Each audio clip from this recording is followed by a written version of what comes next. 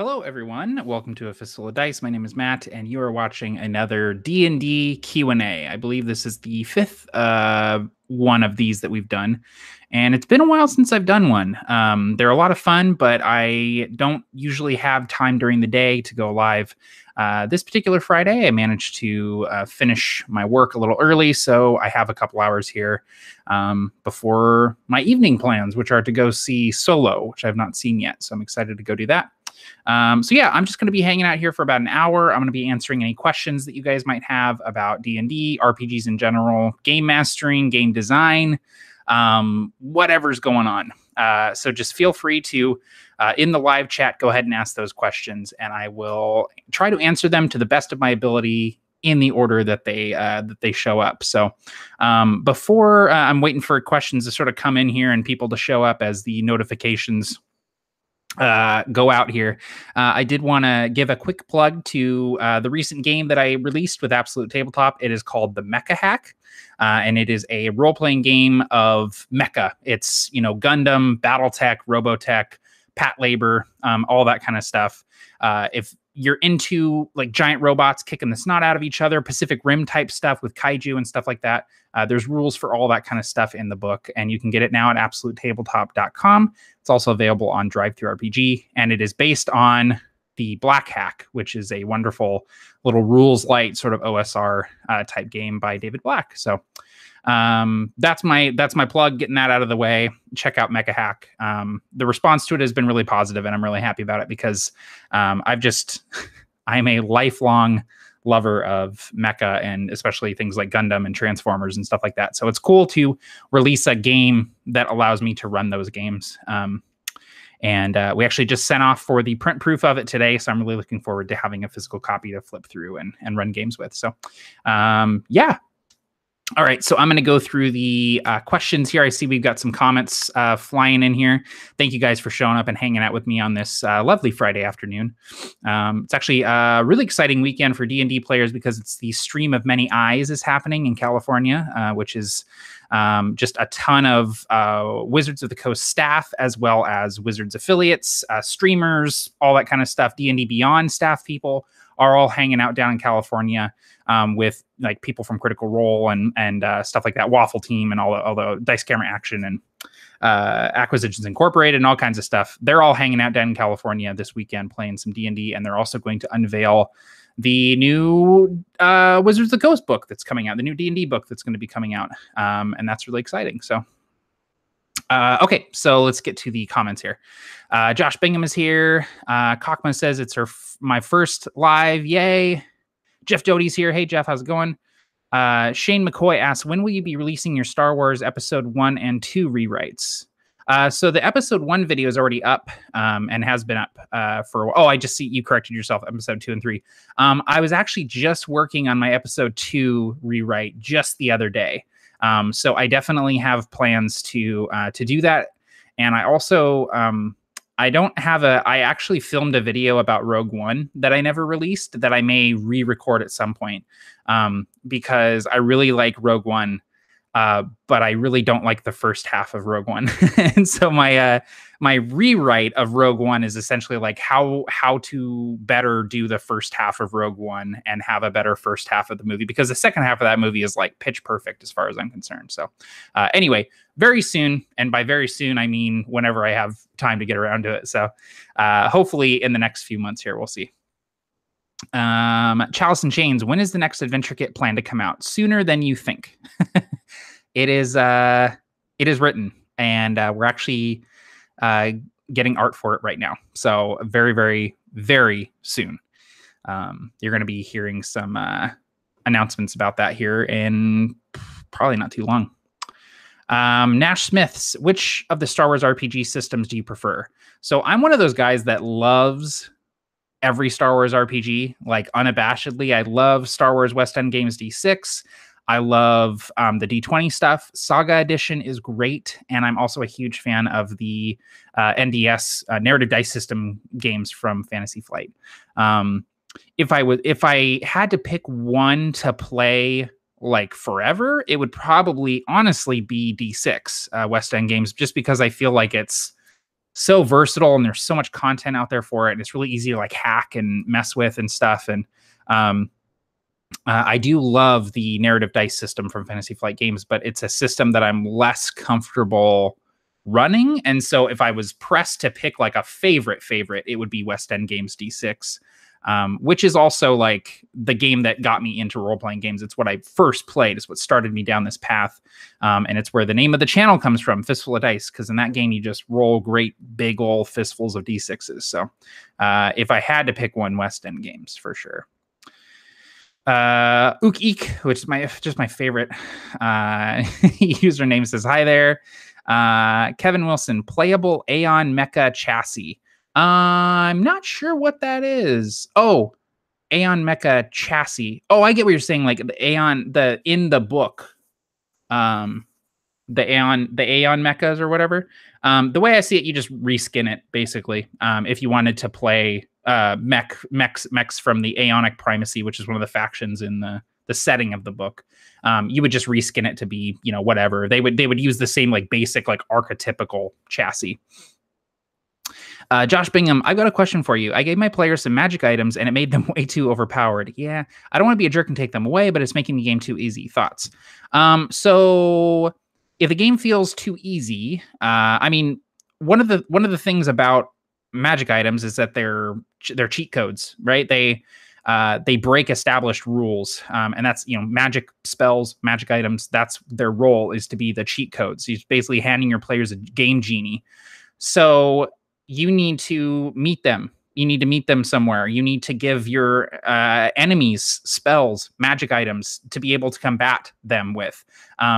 There is no reason why your players shouldn't feel a reasonable level of challenge from you, the dungeon master, because you have so many options. You have so many tools at your disposal, and there's absolutely no reason why they should be feeling like the game is too easy. You know what I mean? So the onus is not on you to take away something you've given them, but to up the ante. Like, it's like an arms race. If you give your players guns, now they're fighting goblins with guns. You know what I mean? Like, you need to meet them on that power level. So they've gone up in power. You need to match that appropriately with more difficult encounters, utilizing the environment, different hazards that are happening during combat. And like I said, giving the baddies magic and spells and magic items that they can use. Even just giving, a monster a health potion that it can down halfway through the combat instantly makes the combat more challenging, because they have that option of reducing the damage that they're taking. So,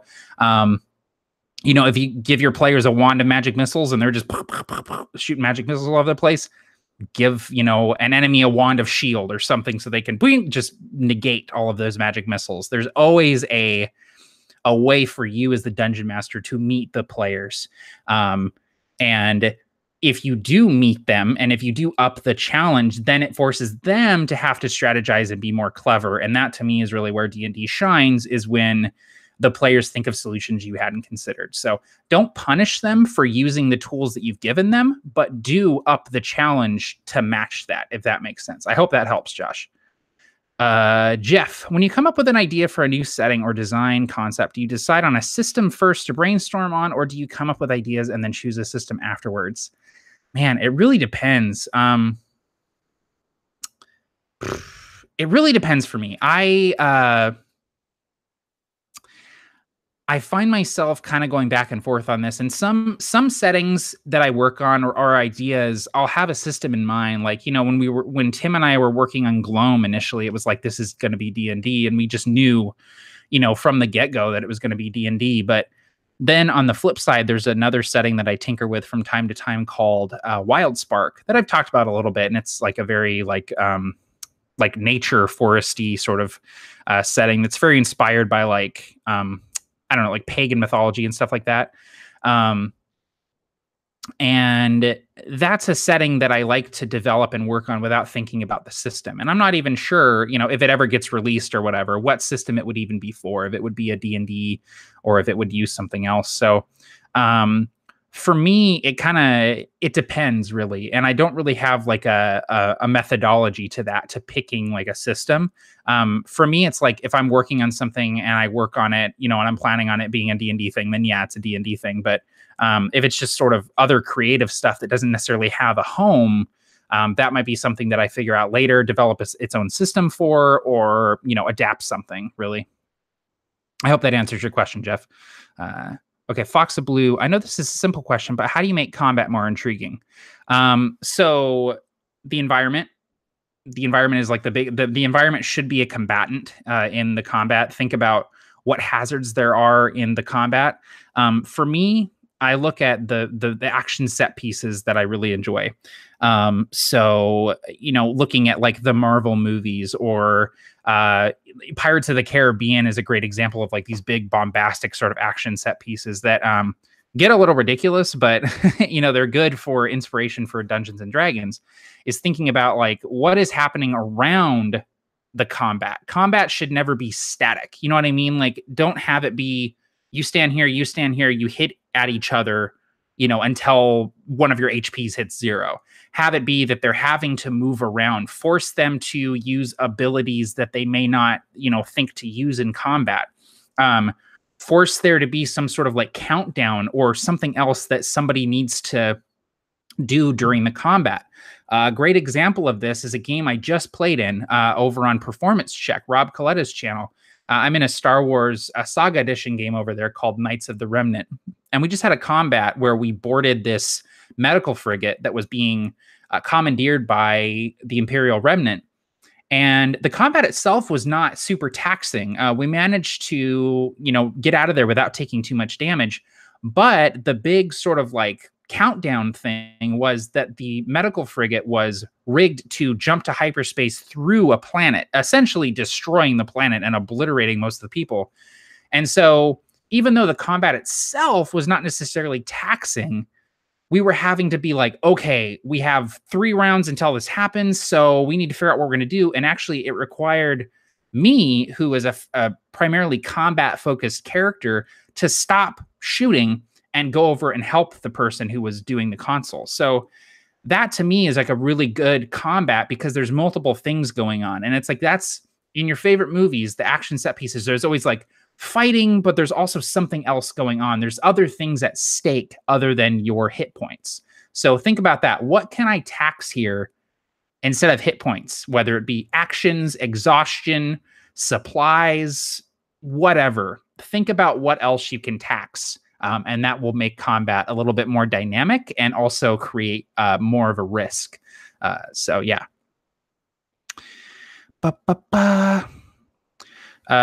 Ook says, aren't you also an editor next to great YouTube video publishing? So story writing is your thing. Any good advice on creating good stories for P&P? I'm guessing either pen and paper or printing and publishing. So yeah, my job, my like day job is I'm an editor. I'm a freelance editor. And I do a lot of different things. I work with a lot of different sort of content. Just recently, the bulk of my content has become game content, which is really nice. It's nice to be able to work on stuff that I like. So, like at Wizards of the Coast, I was recently brought on with Wizards of the Coast to do editing for them on some upcoming D&D stuff that I just wish I could talk about, but I can't because they haven't announced it yet. And also working with Fantasy Flight Games on some upcoming board games, again, that I wish I could talk about. So that's sort of my day job. But aside from game stuff, I do a lot of like working with marketing copy. Web copy is a big thing, working with like the content that goes on websites for tech companies and stuff like that. One of my main clients in my freelance work is a web development company. So I do a lot of, working with fairly dry content to be put on websites, but it's a living, man. That's what I do. So I wouldn't necessarily say that story writing is my thing. I would say that I do reading, a lot of reading in addition to the amount of writing that I do. And a lot of the writing that I do is either personal project or stuff with Absolute Tabletop, which is not a major part of my income. So the main thing that I'm doing is editing and proofreading is sort of my day job, essentially. Good advice for creating good stories. The best advice that I ever heard was start late and end early. Basically, if you're writing a story, you could feasibly cut out the first few paragraphs or the first section of the story and have it start in the middle of the action and have it be more exciting, and then ending it, before it feasibly feels like it's all wrapped up and stuff like that. And that's good advice for RPG sessions too, is the start late and early sort of thing. And also, one of the best pieces of advice I ever received, and this was recently from someone over at Wizards, was cutting down on 0-calorie writing. And what I mean by that is writing that doesn't serve a purpose. Is this, if you're writing a sentence, have it be meaningful, have it, the space that it's taking up, be warranted. If it's a sentence just restating what has already been said, then you can probably lose it. So many people tend to overwrite, and overwriting is the easiest way to create copy that is not fun to read. And so for me, that's been a big thing, is like cutting down on that 0-calorie writing. So I hope that helps. Jellofish, did I hear mechs? Yes, I wrote a mech game. If you go to absolutetabletop.com, you can check it out. It's also on DriveThruRPG. It is called the Mecha Hack. Great questions, guys. I'm catching up here.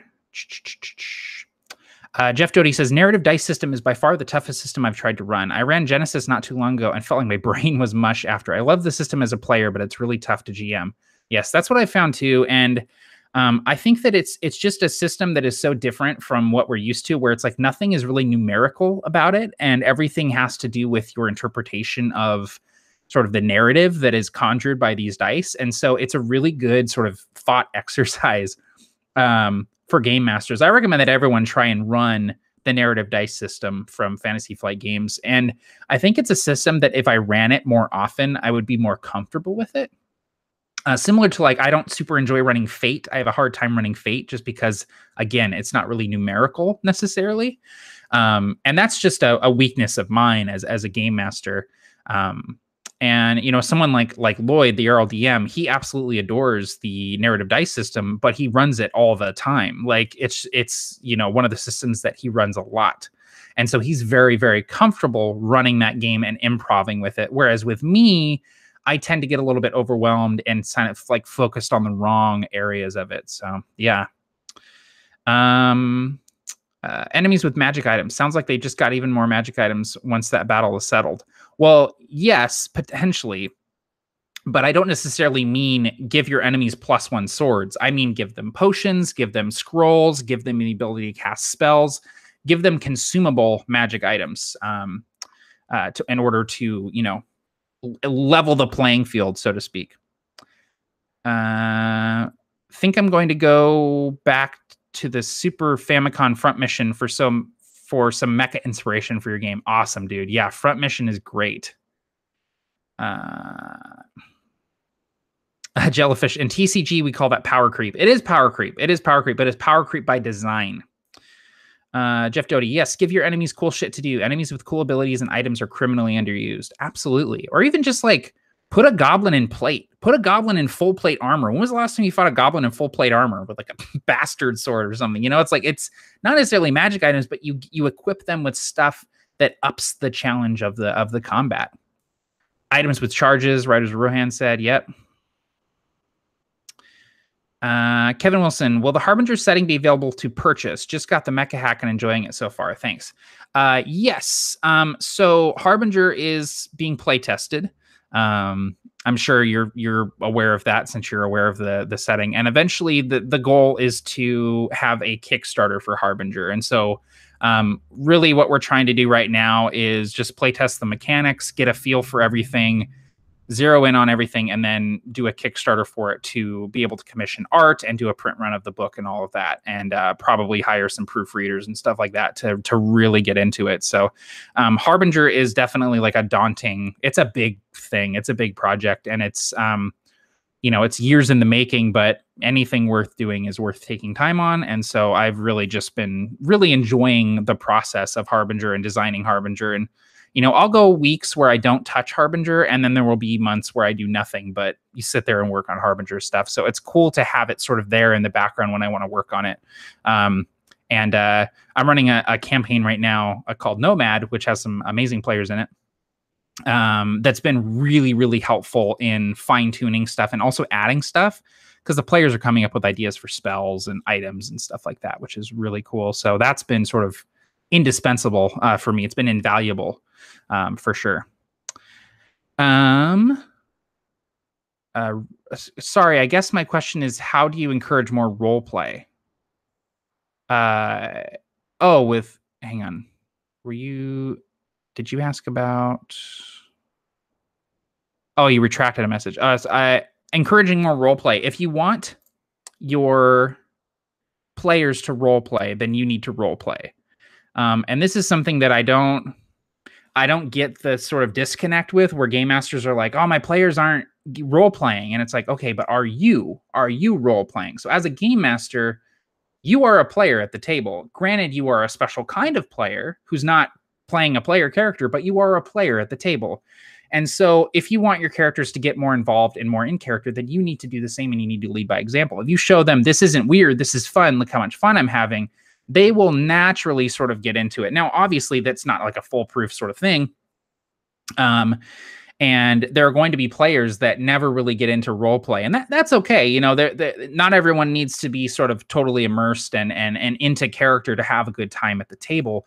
But if you are wanting to encourage role play, then you should do it yourself, but also reward your players tangibly for that. If someone has a cool role play moment, give them inspiration. You know, if you're running D&D 5th edition, or, you know, give them a Benny if you're running Savage Worlds. Give them some sort of tangible sort of, you know, even XP. Hey, cool role play, 50 XP. You know, just stuff like that. If it seems weird, it's almost like you're giving a treat to a dog, but positive reinforcement does help. And so if your players are struggling with role playing and getting into character, you know, engage with them.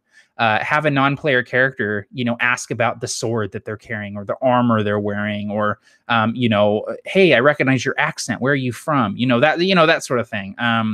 If you ask them questions, they'll talk about their character. They'll get more comfortable with it. So just try to lead by example, and also reward them when they do something cool that's in character, or that catches you off guard, or that's clever, you know, that sort of thing. Man, I keep missing the questions here. Let me take a sip of water. That's good seltzer. Jellyfish, do you know any good references for making a believable world?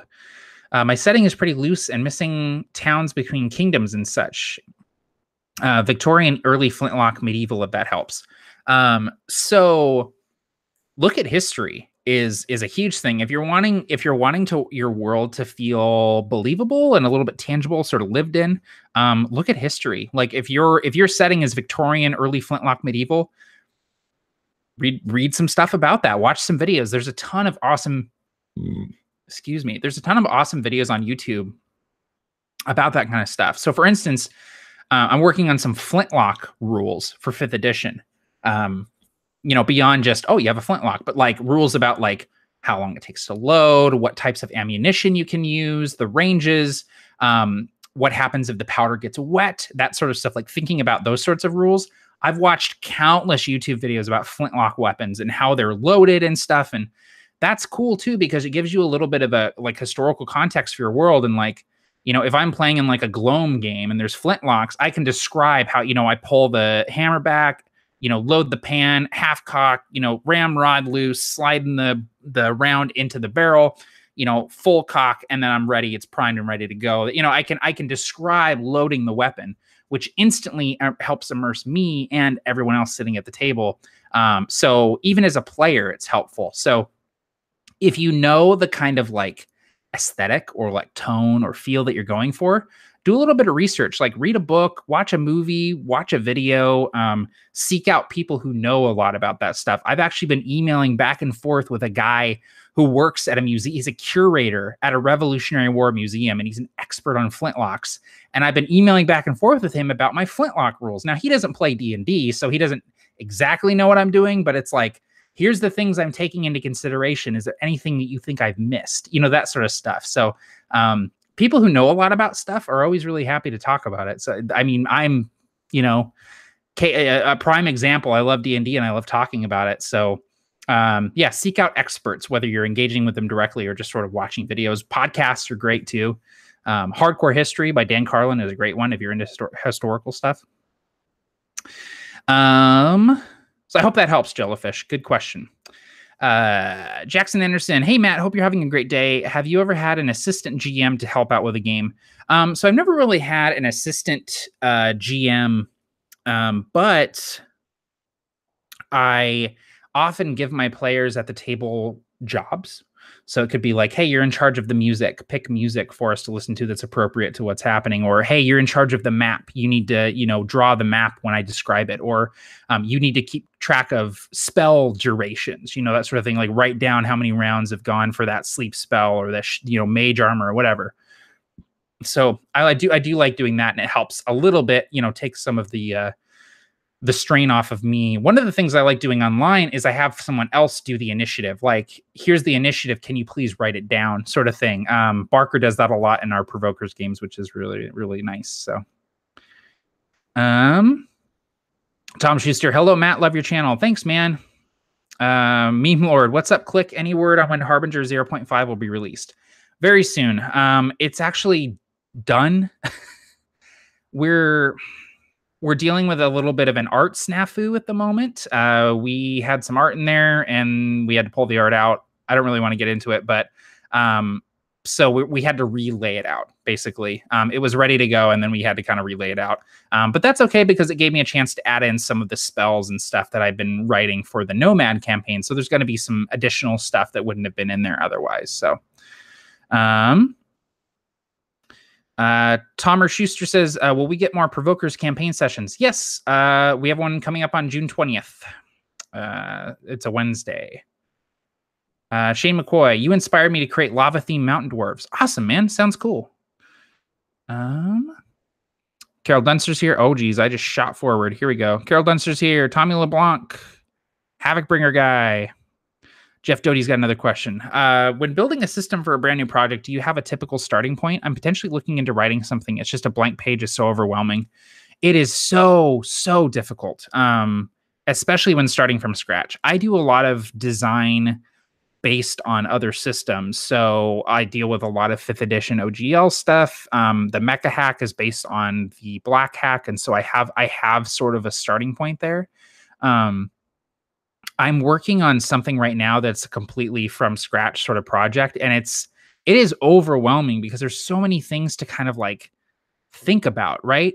So Jeff, the advice that I would give you is don't worry about creating something cohesive right off the bat.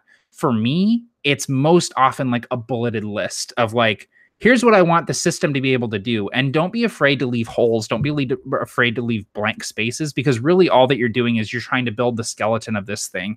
And so if you're, let's say you're building a system that's like, I want to build a system that's built for like dueling. Like I want people to be able to like duel with swords and like do different maneuvers and like aim for different spots and stuff. And so it's like, okay, your bulleted list is like, a set of maneuvers. Okay. All right. I got to come up with a set of maneuvers because I want everyone to have different maneuvers. Fighting styles.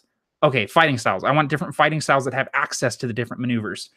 Resolution. How do things work? What dice do you roll? Are there dice? What does a success mean? What does a failure mean? Are there degrees of success and failure between them? That sort of thing. Like just start bulleting it out. And a good way to think about it and a good way to do it is like look at existing systems. Not necessarily to draw mechanics from, but how do they lay this out? What sorts of things do they take into consideration? What sorts of things do they just leave up to game masters and players to figure out themselves? And using that as a groundwork is a really good way to kind of fill in that skeleton a little bit. There's not really a good way to start from scratch, because there's so much inspiration and so many foundations out there that you can draw from to help you get started and help you focus on the things that you should be focusing on. And also always start with the thing that's most exciting to you. Like there's no reason to wait to talk about or develop the thing that's exciting to you. If you're developing a system and the thing you're most excited about is the equipment, write the equipment. Don't worry about the other stuff. Focus on what's cool. And that will help you sort of develop the system, because you'll find the things that are interesting to you about that system. Ook Eek, do you create a lot of enemies on the fly in game, or do you plan them in advance? Do you adapt to the players and change the villain's abilities whilst playing? I don't do a lot of enemies on the fly, but I do tend to adapt and change stuff based on what's happening. Because again, part of role-playing games is reacting to each other. And so it's the players reacting to the game master. It's the game master reacting to the players reacting to the game master. Does that make sense? So like if I bring out a construct and the players are using like, I don't know, like shatter spells against the construct to deal additional damage, maybe the construct has an ability that wipes out magical effects or something like that. And you have to be careful with that kind of stuff because you can be sort of like, you can become sort of like that antagonistic game master where you're like, oh, well, I'm going to create an ability to counter what you just did, even though you were being clever about it and smart, you know? But there is things you can do during combat to make it a little bit more dynamic. If you feel like the players are just rolling over it and you want it to be a little bit more challenging, you can adjust things a little bit. If they're having a really hard time and struggling with something that you didn't think they were going to struggle with, you can maybe throw them a bone here or there. Really, I don't have any like hard or fast rules about that. I just try to be fair, I guess is the thing. And I also don't try to, I'm not a big fan of like pulling the rug out from players, but I'm also not a big fan of like coddling players. And so for me, it really comes down to, I just prep problems and not solutions. And I let the players come up with the solutions. And half the time the solutions aren't things I would have considered anyway. And so it's just like, I don't know, it all comes out in the wash for me. That was kind of a roundabout way to answer your question. But yes, I do adapt stuff on the fly. While playing. I'm fairly comfortable doing that.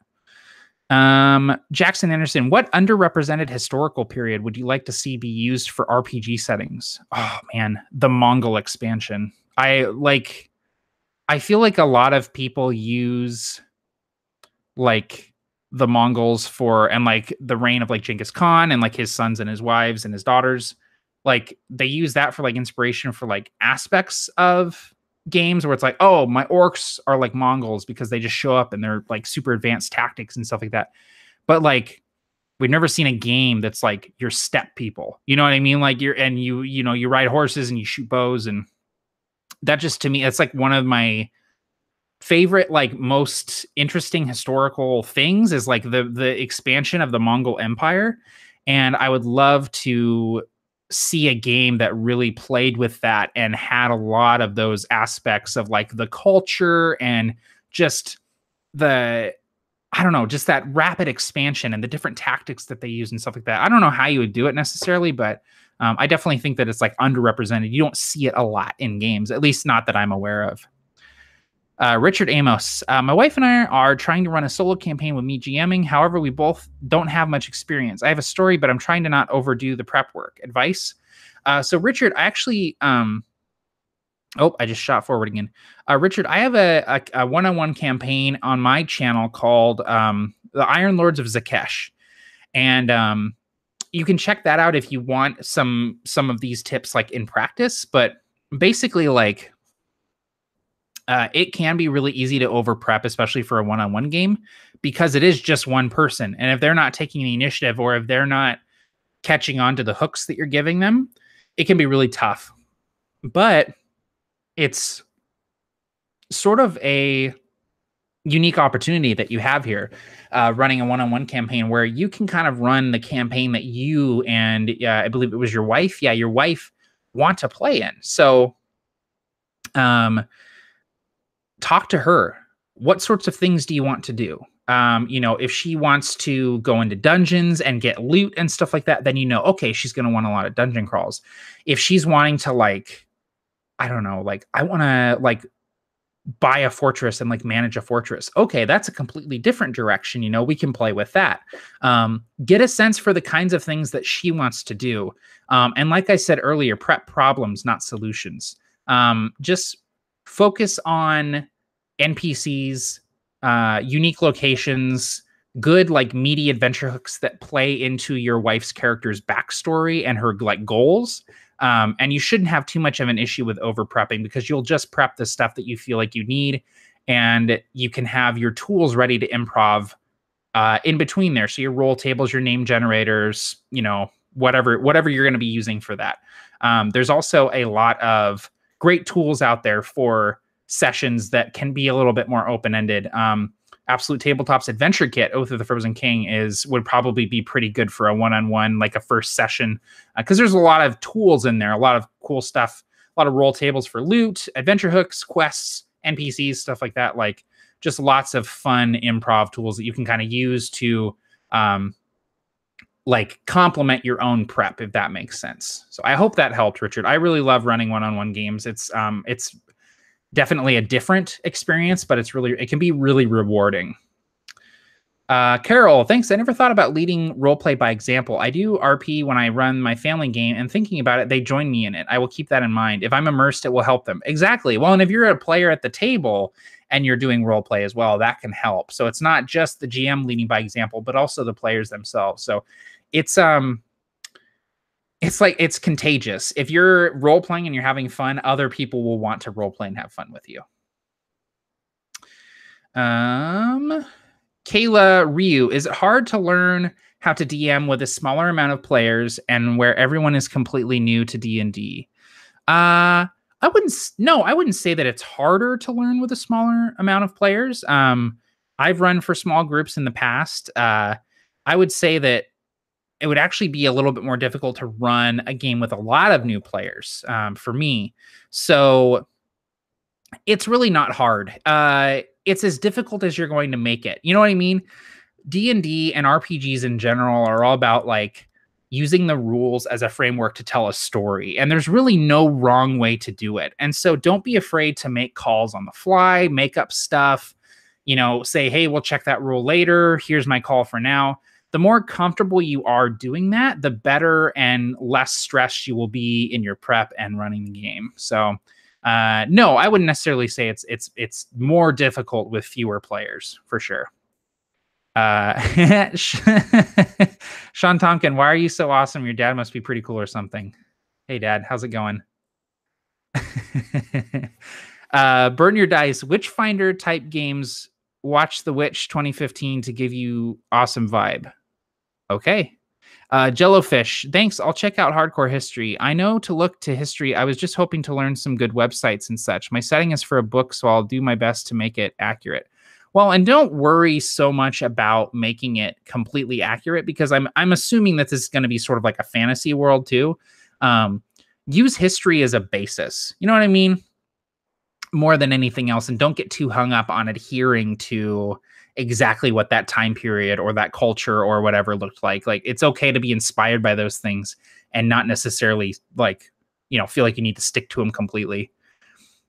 Damper Workshop. Sup, Matt? Stay awesome. What authors' books have you read recently to help you in your creative process for designing? I have been reading Brandon Sanderson's latest books, and they are really inspiring. So what stuff am I reading? I've been making my way through Mordenkainen's Tome of Foes, the new D&D book, which is great. Really enjoying that.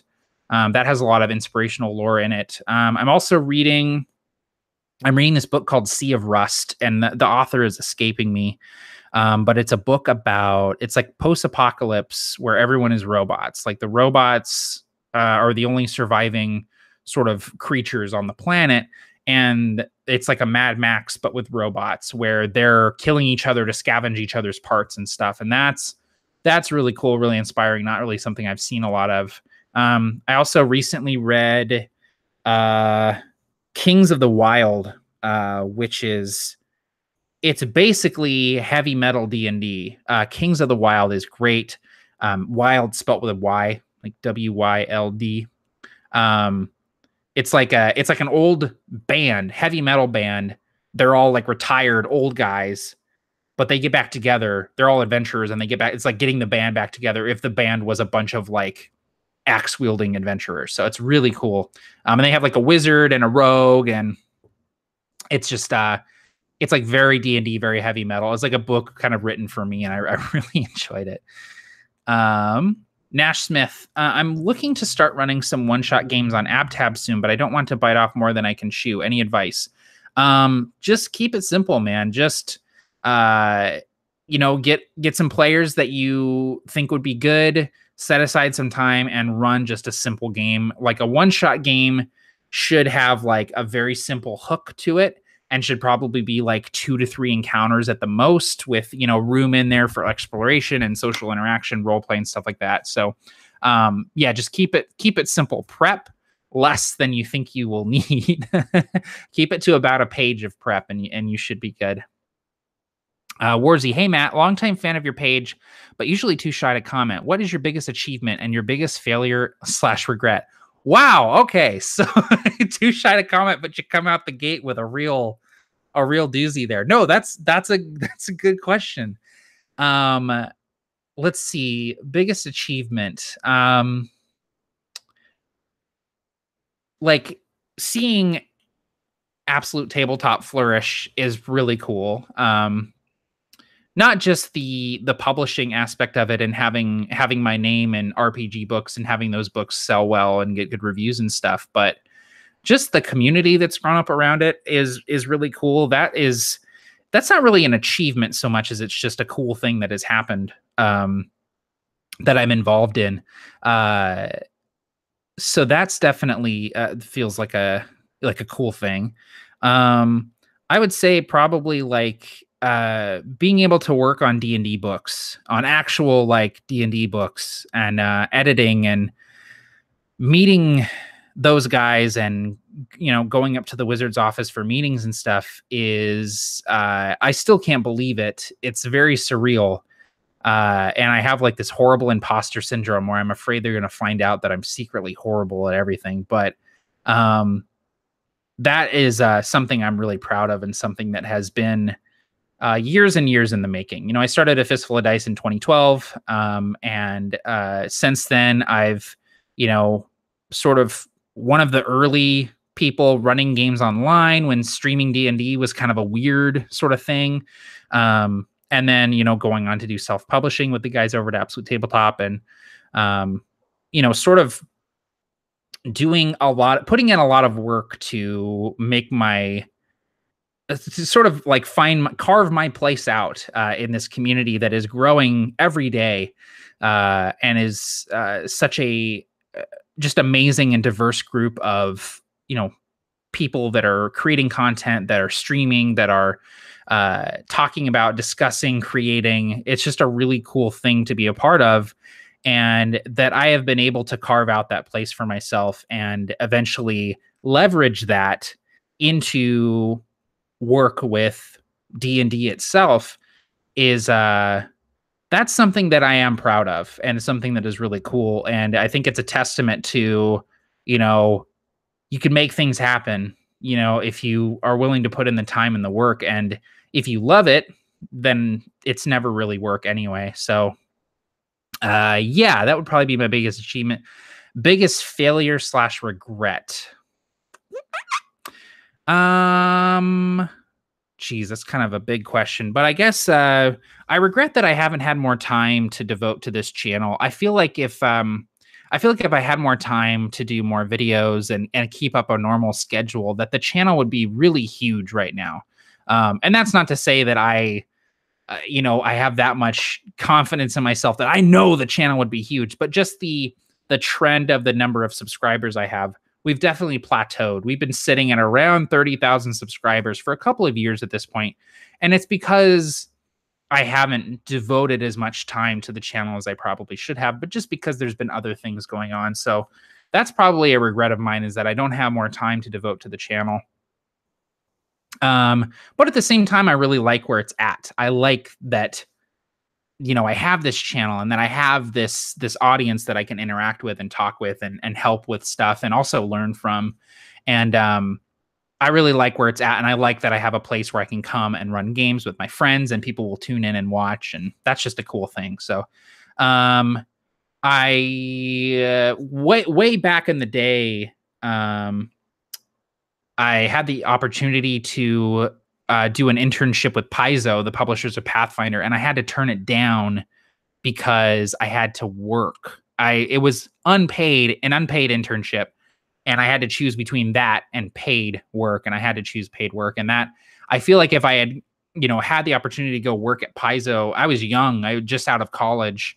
That would have been a really cool thing, and I maybe would have started this whole like game design career maybe a little bit earlier, but really, I don't regret that. And I think everything turned out the way that it was supposed to. And I think that all the work and all the stuff that I've done in between now and then has created a more well-rounded person with a more diverse skill set. So, yeah. So I took like 20 minutes to answer your question, but that was a really good question. Let's see here. Oh man. Okay. Ben Buckner, do you have a recommended rule set for the augmented reality game with the Cthulhu and superpowers you mentioned in the settings episode of Roll Up and Die? I completely forgot about that. Fate would be good for it. I bet Genesis would be great. I hadn't really given it a lot of thought, but something Savage Worlds maybe would be good because it's kind of pulpy. So maybe Savage Worlds. Really, any sort of generic system that's not super crunchy and involved would probably be pretty good for it.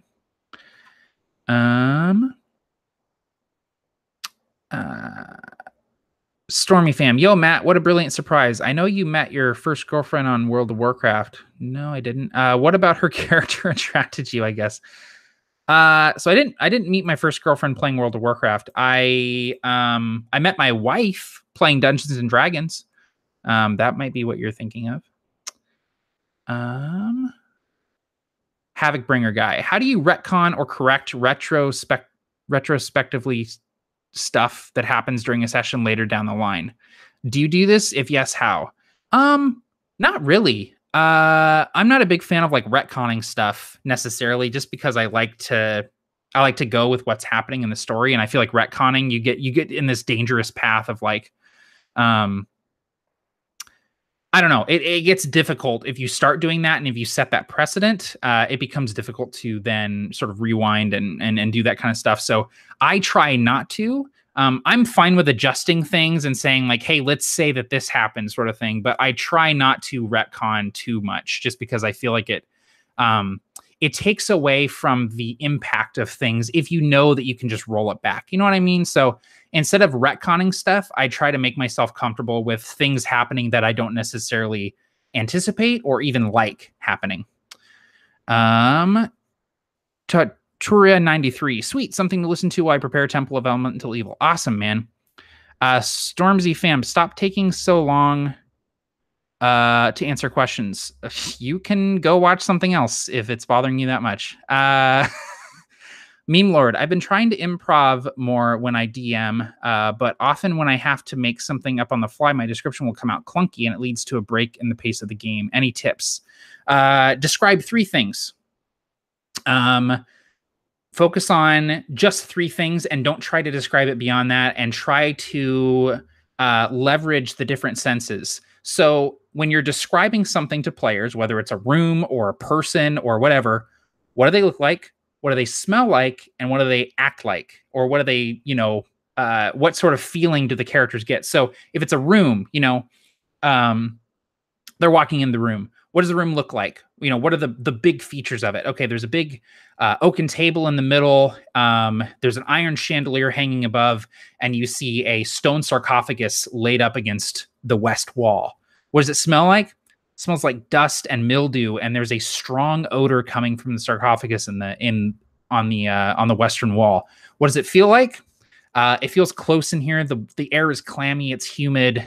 You definitely feel more claustrophobic than you should in a room this size.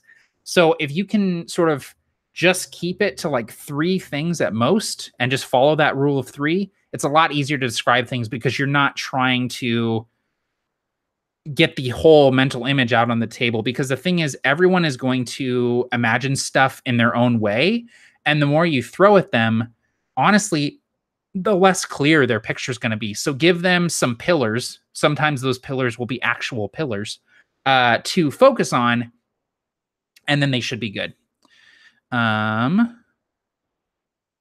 and Jeff has some good advice here later on, Meme Lord, about practicing on your own.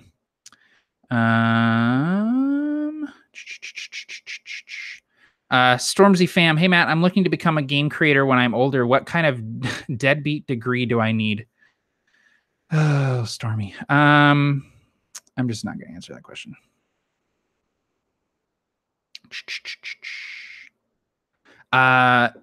Matt C. Hey, Matt C. Nice, cool name, dude. If you want a cool older version of D&D Mongol Steppes inspired setting, I suggest the Golden Khan of Ethengar Gazetter from BECMI D&D. Cool, man. I will check that out. Absolutely. Great tip. Thank you, man. Julian Fabry. Hey, love your videos. I'm quite new DM and they help me a lot. My PC and villains and I have an idea of where I want them to go, but have you any tips for whatever to not create a railroad story? Best advice is prep problems, not solutions. That's the easiest way to not get in a railroad. Just prep challenges for the PCs to overcome and don't try and prep the way that they're going to overcome those challenges. Vangelist JR, would you recommend playing other D20 systems? Absolutely. Play as many games as you can. Chris Drews, DMing is more challenging with fewer players, IMO. I've had the opposite experience, but that's okay. We all have different experiences at the table. I find that the more players I have, the more difficult it is to try and tell the story. The sweet spot for me is between 3 and 4 players is really where I like it. Once we get into like 5 and more, then it gets a little tough. Shane McCoy, any advice on what to develop when creating a basic fantasy world? All the races have different cultures. Each kingdom is led by a queen. The world was created by the dragon god. Each god is represented by a different dragon. That's basically what I have so far. I mean, that's a good starting point. You should run games in the world. That is the best way to develop a world, is to run games in it. So a lot of people feel like they need to flesh out a world completely and have it like finished before they run games in it. Get the basic tenets, like the big pillars of the world down, and then start running games in it. And you will be amazed at all of the cool stuff you come up with in your world. Like world building, they always say weight loss, 80% of weight loss is in the kitchen. Well, 80% of world building is at the table. You should world build actively at the table by running games in that world. Jeff Doty says, the 2 best tools I found for improv are 1, practice a ton, and 2, watching a lot. Other people can provide great inspiration and new methods, but actual practice is the most useful. Absolutely. That is like people always say, if you want to be a writer, you need to write and you need to read. So it's exactly the same sort of thing. Oh, I jumped down again. Shane McCoy, I've also wanted to do a Greek themed world. I actually did a what is it called? Oh man, campaign crafting, right? Yeah, that's what it's called. There's a campaign crafting video on the channel that was done not too long ago where I talk about my Greek themed world that might help you out. Jeff Doty, people think improv is just 100% made up, but that's not actually true. Practice speaking and coming up with stuff on the fly, and don't be afraid to use things you've seen or come up with before. Exactly. Evangelist JR, correction, are you a weeaboo? If you don't know the term, you are not one. I know what a weeaboo is, but I don't think I am one. Hey, Matt. This is from Wasp Prime RLSH. Hey, Matt, you won't remember me, but we once gamed together on Overwatch with Barks. Just want to say it was awesome time, and because of your inspiration, I now play D&D professionally. Hey, that's awesome. That's great. Jellyfish says, everyone liked the video. You don't need to like the video if you don't want to. It probably already has a couple dislikes anyway. Jesse says, so excited for Provokers. Me too, man. Me too. Crow T Robot. Hey, cool username, man. I love Mystery Science Theater. Crow's my favorite. Haven't DM'd since 2nd edition. Is it hard to get back into DMing 5th edition? No, 5th edition is great. I love 5th edition, and I think it's the easiest system to GM for, in my eyes, for D&D. So definitely check it out. The basic rules are free online, so you can check it out without having to spend any money to see if it is something that you're interested in before you fork over some cash for the core books or the starter set or whatever. John Schwartz, do you know when Barker wants to run more Winds of Sir Celine? Yeah, I think soon. I was poking about him the other day, actually, and I think we're probably going to play it again soon. We wanted to take a little hiatus from it. We all had stuff going on, and so we sort of called for a break, and hopefully we'll get back to it here soon. Ook Ache. Hell yeah. Looking forward to that too. By the way, how did you get to know Barker, James, Tim? Did you meet online? Yeah, we met playing Provokers. That's how we met. Barker and Tim and Nate and Juice were all challenges were all channels that I followed, and I thought they were cool guys, and so I contacted them to see if they wanted to play a one shot of D&D 5th edition, which had just recently come out. They all agreed. The rest is history. That's how I met those guys, is playing Dungeons and Dragons online. So yeah, and now we hang out in person all the time and make books together, and it's cool. Tatura 93, I'm probably saying that incorrectly. One of my friends usually has problems mentalizing and describing his scenarios whenever he's DMing. What sort of advice could I give him to fix that?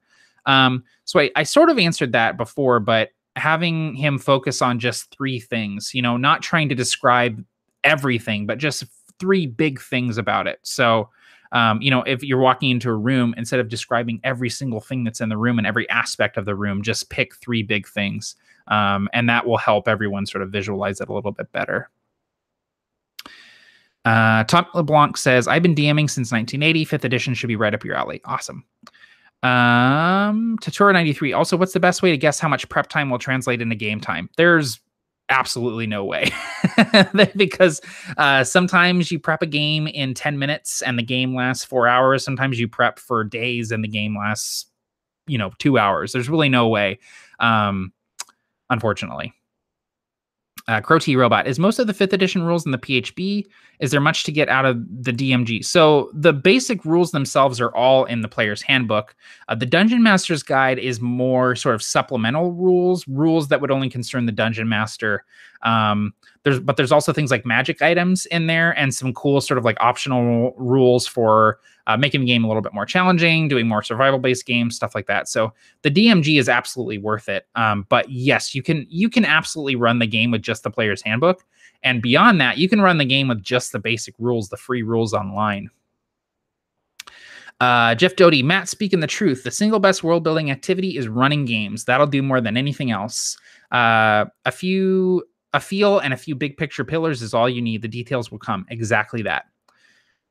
Shane McCoy, what happened to Juice? Juice is still around. You can go check out his channel. The reason why he's not in Provoker Season 2 is literally just time scheduling. Finding players that have the time to devote to the game. Juice was moving. He had a son. He had another son. And there was a lot going on. He was switching jobs and stuff. And so it was just not a good time for him to devote himself to another campaign. Ook, what are your thoughts on Pathfinder? Do you still play it or like it? Yeah, I still like Pathfinder. I still have some books sitting here on my shelf from Pathfinder, actually. Pathfinder is a great system for what it is, man. It's just not, it is not my favorite. It's definitely something that wore on me a little bit, and I've gone back and played it since getting heavily into 5th edition, and it's just not. I wish that it was less the way that it is. You know what I mean? I am interested in checking out the Pathfinder 2nd edition playtest that's happening. There's some cool stuff coming out of that. I don't think that it's going to be a system that's going to pull me away from 5th edition just based on what I've seen, but it is something I'm interested in checking out for sure.